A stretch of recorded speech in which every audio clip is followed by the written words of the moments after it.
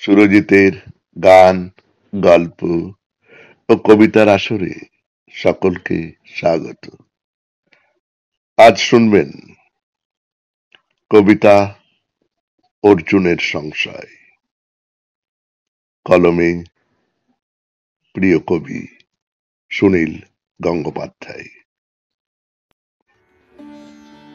এরপর অর্জুন বললেন, হে বাসুদেব, তুমি এই ক্ষণে আমাকে যে বিশ্বরূপ দর্শন করালে, তা কি অন্য আর কেউ দেখতে পেয়েছে? কৃষ্ণ বললেন, না, আর কেউ অধিকারী নয়। দেখো না, তোমার রকম সকম দেখে দুপক্ষেরই যুযুধান, সবাই বিস্ময় বোধ করছে। অর্জুন বললেন, তুমি কৌরব সভাতেও একবার এই রূপ দেখিয়েছিলে, শুনেছি।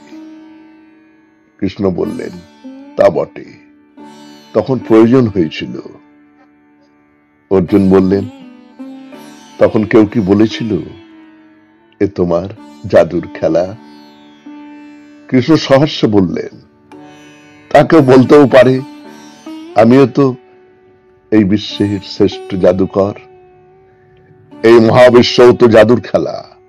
এই যে প্রস্তুতি, সামান্য ক্ষুদ্র বীজ থেকে বনস্পতি, চাঁদের অদৃশ্য টানে সমুদ্রের জোয়ার, এও কি নয় মহাভোজবাজি?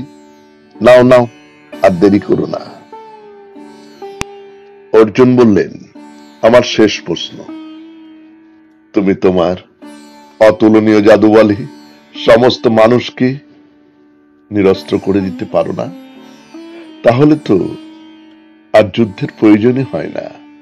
বন্ধ হয়ে যাবে সব রক্তক্ষয়, এই আত্মীয় হনন।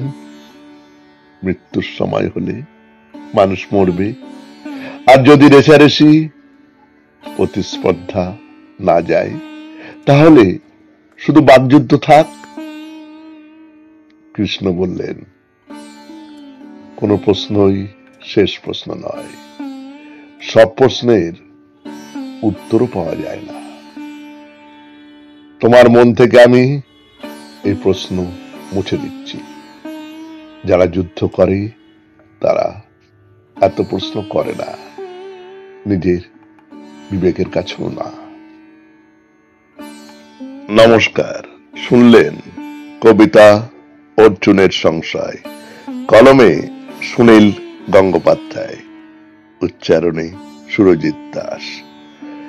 সমস্ত অনুষ্ঠানটির সম্পাদনায় সুরজিৎ দাস।